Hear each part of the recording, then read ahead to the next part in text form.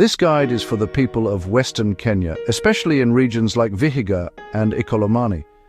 Many have heard stories of gold found on land just like theirs.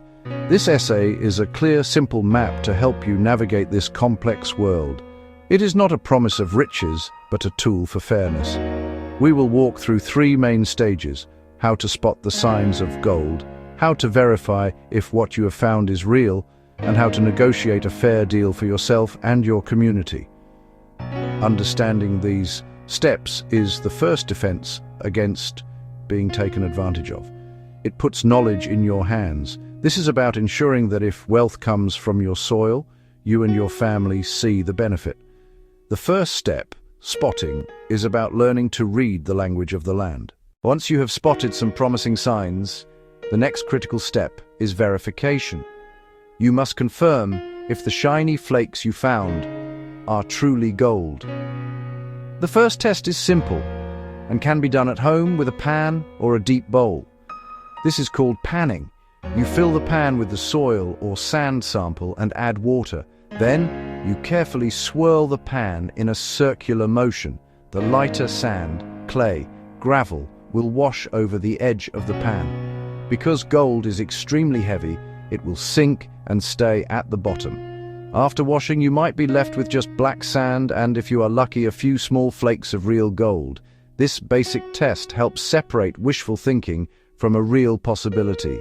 If your panning test reveals what looks like gold, your next step is to seek a more professional opinion. Do not rush to make agreements with the first person who shows interest. Instead, you should contact a government official. Negotiation is where you turn your knowledge into a fair agreement.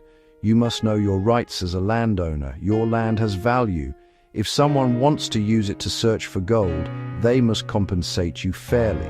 This compensation is not a gift. It is payment for use of your property and for damages. Compensation can take many forms: one-time cash payment for access, a percentage of any gold found, a royalty, practical benefits, guaranteed jobs for your family or community. The best agreements often include a mix of these. Be clear about what you are asking for before you start talking. To ask for the right amount, understand your land's value. Value is more than the price of an empty plot. Find current market price for agricultural land. Find current market price for residential land. Once a deal is signed, your work is not over. You must protect your land and your community from the environmental risks of mining. Gold mining, especially when done improperly, can cause serious and long-lasting damage. The biggest danger often comes from the chemicals used to separate gold from ore. Chemicals like mercury and cyanide are highly toxic. You must ask from the very beginning if these chemicals will be used.